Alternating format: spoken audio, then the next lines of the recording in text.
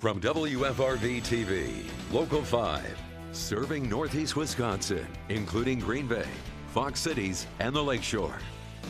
This is Newsmaker Sunday.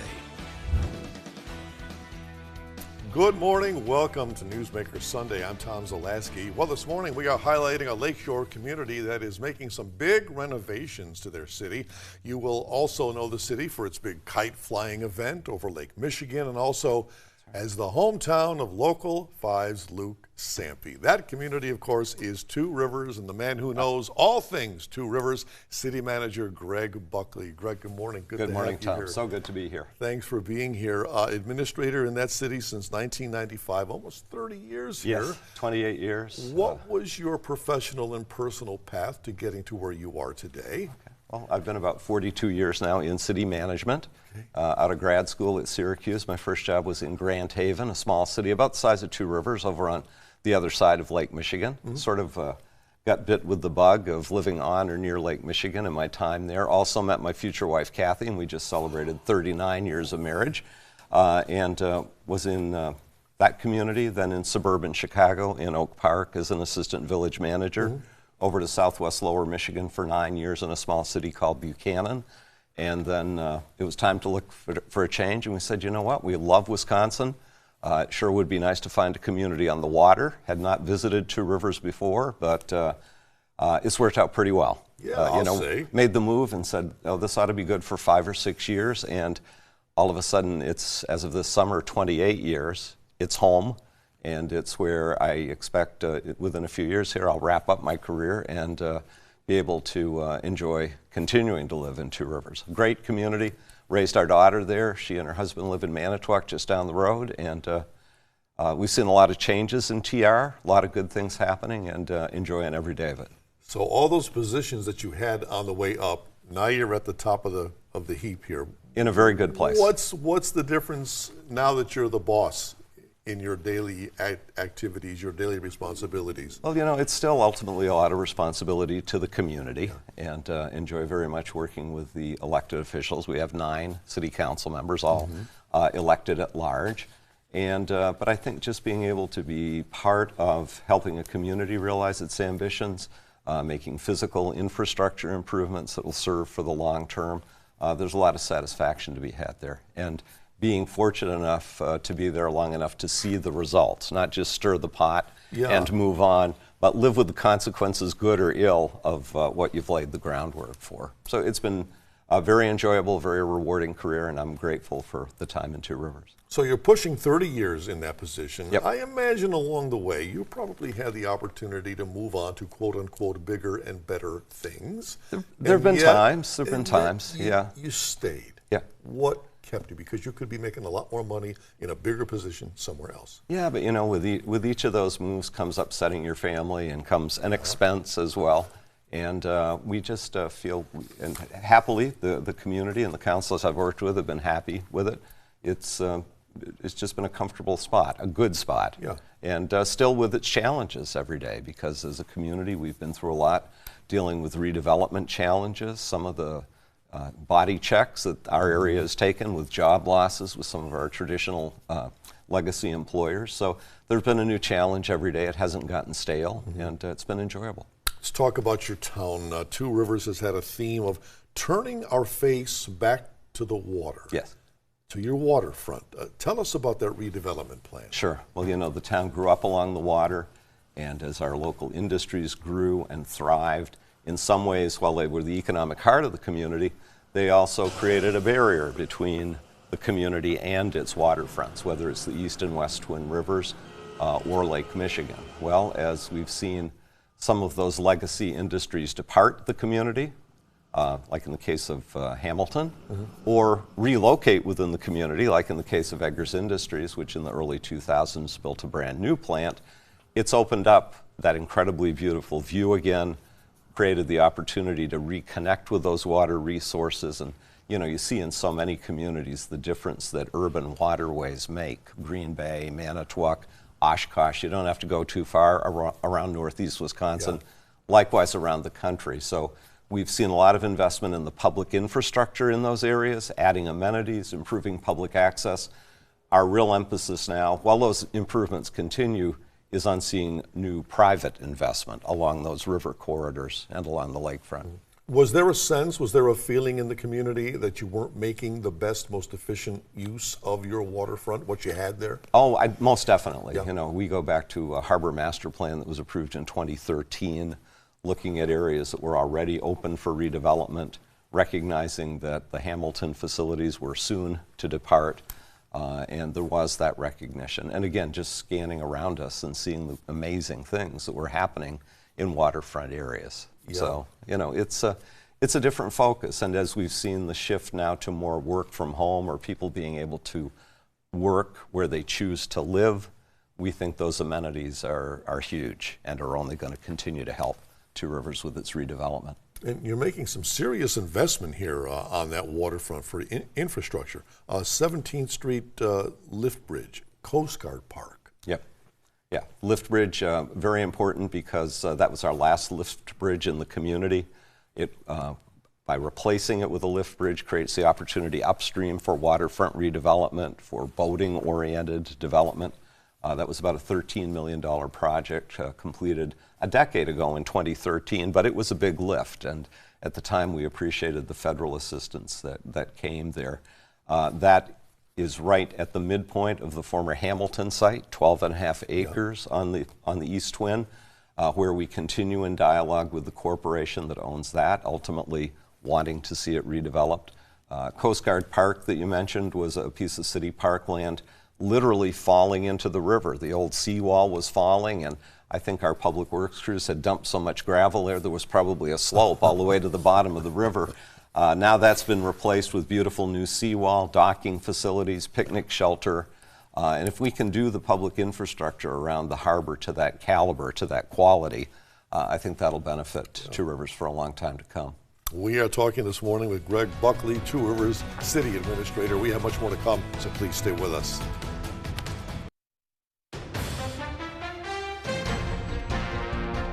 And we are back now with Two Rivers City Manager Greg Buckley. Tourism as a whole for Two Rivers, how important to your city? Tourism is important both as an economic driver and to the extent investments in businesses that serve tourists also improve the quality of life for people lucky enough to live there year-round.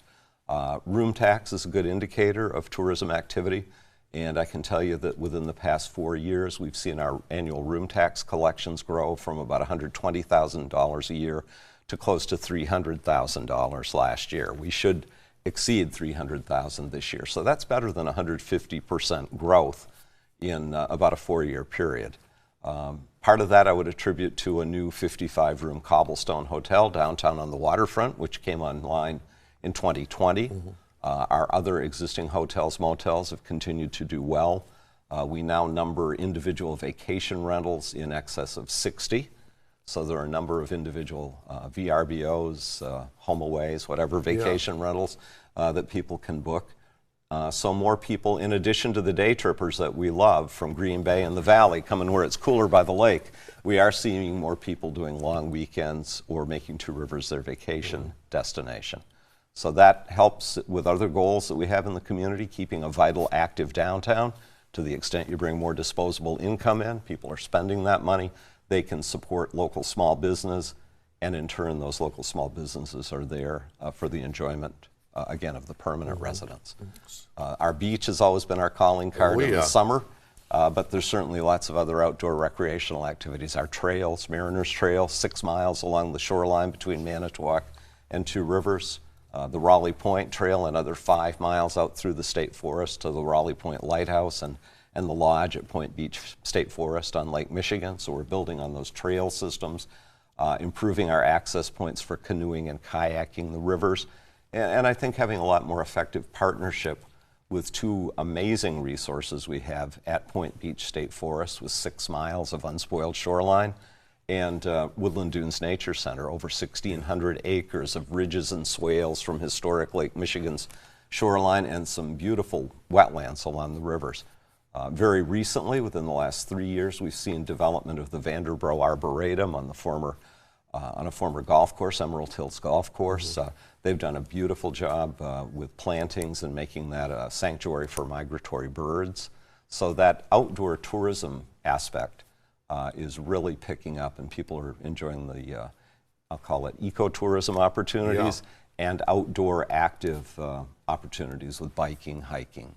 And lest we forget great sport fishing out of the port as well. Absolutely, yes. Yeah. You talked about the day trippers. Yes. You said you so dearly love. We do. Do you see Two Rivers as a vacation destination or more of a place where people stop in to visit while they're doing other things? Or is it both? A little of both. I honestly think we've evolved and are evolving to more of a destination. I think for a long time our self-image was as, maybe this is pre-I-43, you know, one of those pass-through communities on the way to Door County. Yes. And we still encourage people to take that leisurely trip along the lakeshore in lieu of the 4-lane when time permits.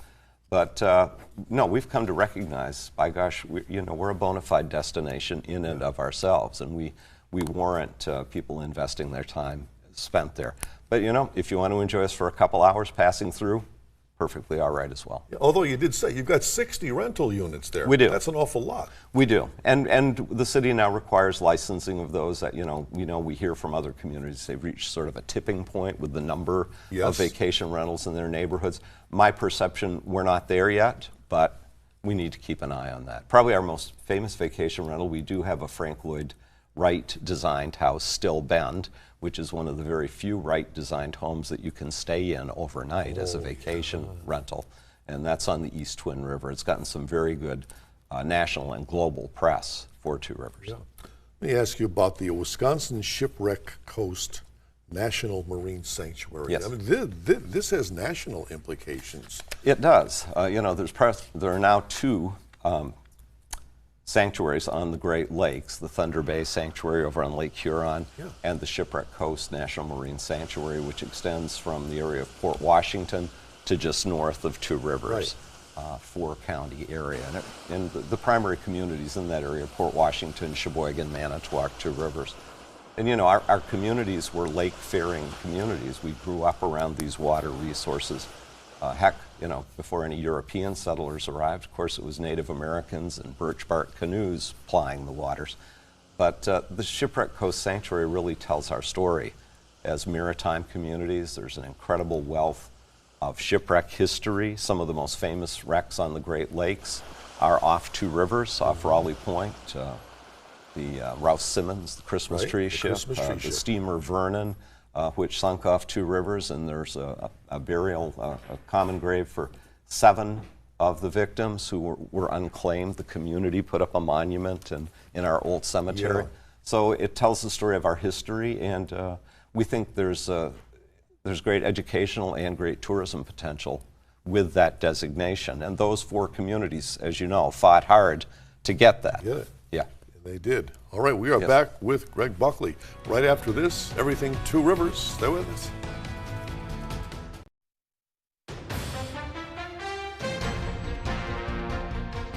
Back now with Two Rivers City Manager Greg Buckley. Your city's got some major investments in their parks. So first of all, Central Park West project. What's that about? Yeah. Central Park West came about 2 years ago. The City Council said, you know, we could really stand to look at putting a splash pad in one of our parks, little water feature for the kids. We also need to revisit ice skating rinks, or a rink. We used to have rinks in all of our parks and don't have any anymore, and well, the weather also melts them quite often. We can't count on our Northeast Wisconsin winters like we used to. So we retained, put some money in the budget for planning, retained a very good landscape architecture firm out of Madison, and started talking about it. And very quickly, the citizen committee we put together said, you know what? We've got an existing park, Central Park West, our main gathering space for special events, right dead center in the community, bookmarked by City Hall and the Hamilton Community House on either side. And it's got a pretty dated bandstand in the middle, and not much happens there when we're not programming that space.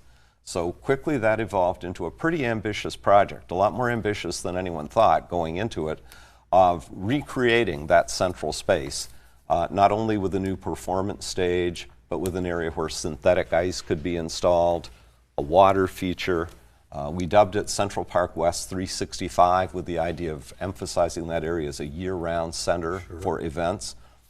It got legs under it. I'm happy to say the community embraced the concept.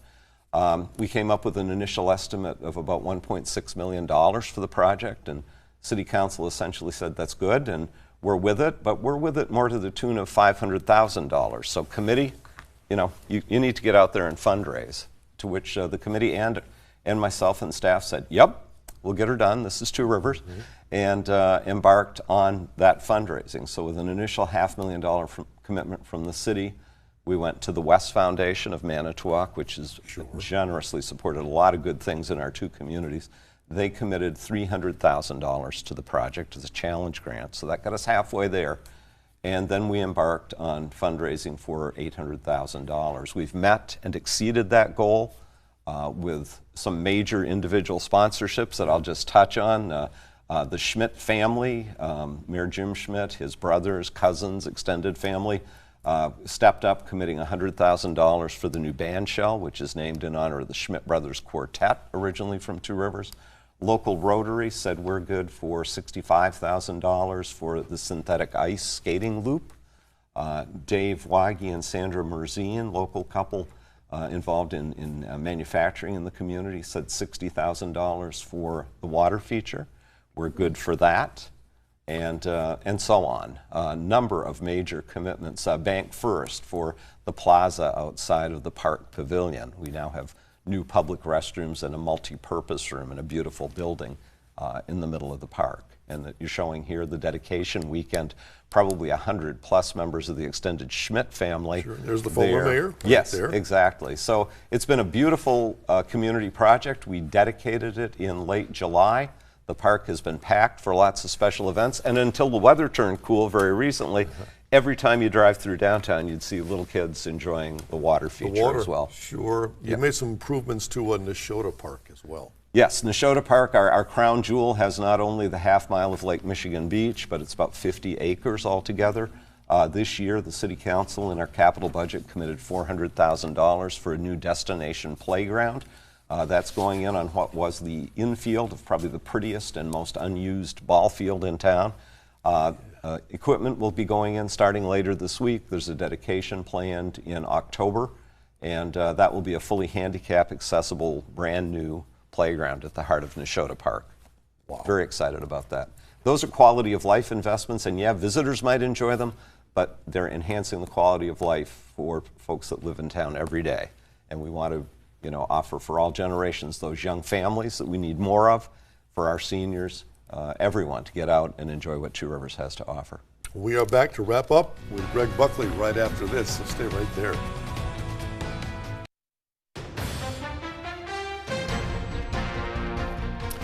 We are back now with Two Rivers City Manager Greg Buckley to wrap up things. Former Hamilton Industries property, city looking to obtain that. What's the latest on the acquisition? That is our ultimate hope, and the city has reached a negotiated agreement with Thermo Fisher Scientific as to the purchase of that property ultimately, and the purchase price arrived at was $1.5 million. However, there are some existing environmental issues that are of public record with DNR that are being appropriately addressed by the company. So we get to a point where hopefully that acquisition could take place. We look forward to it. It's 12.5 acres right on the river, about a minute off Lake Michigan. It's just a beautiful redevelopment site, and we do have adopted plans as a community for that property that would feature extending public access, our bike trails and riverwalk system along the river frontage, but we also need tax base and we need development to pay the bills. So, so that's going to be more of a mixed use. The hope would be mixed use. Everybody likes to see the residential up and commercial food and beverage down at street level or at water level. So that's the dream for that property, and that really is the site where Two Rivers needs to pivot to the future, really complete that circling back, turning our face back to the water. We do have a development proposal actively in play now, development agreement for the former Eggers Industries property just upstream from what was Hamilton, a developer from the valley who's done some other things over in Neenah, Menasha, Appleton. is proposing a 6-story building with 71 units of market rate apartment housing. On that site, it would feature views up and down the river out to Lake Michigan. So, you know, cities, even little cities of 11,400 or so, like Two Rivers, need density in our cores. And you see, you know, whether it's here in Green Bay, our good neighbors in Manitowoc, new apartment and condo developments bringing people back downtown along those corridors, the foot traffic, again, the disposable income.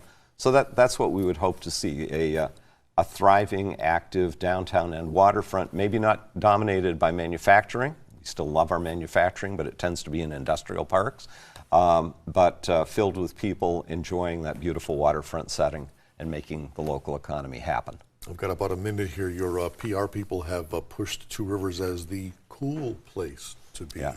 Yep, for years, the coolest city in Wisconsin. And, you know, you just had to turn the clock back to last weekend when it was pushing 100 degrees right, or exceeding exactly. it here in Green Bay. Great reason to come out to the lakeshore. We'd like to advertise that we're warmer in the winter, but when it's 20 below by I-43 and only 17 below in Two Rivers, that doesn't wash as well. But certainly that cooler by the lake remains a selling point. Yeah. You got it. Greg Buckley, thank you so much. It's a pleasure, Tom. Thank you. Appreciate having you here this morning. If you have a newsmaker in your town who you think we should have on this program, let us know about it. Send us an email to tips@wearegreenbay.com or message us on Facebook. And be sure to join us once again Sunday morning at 7. Until then, have a great day.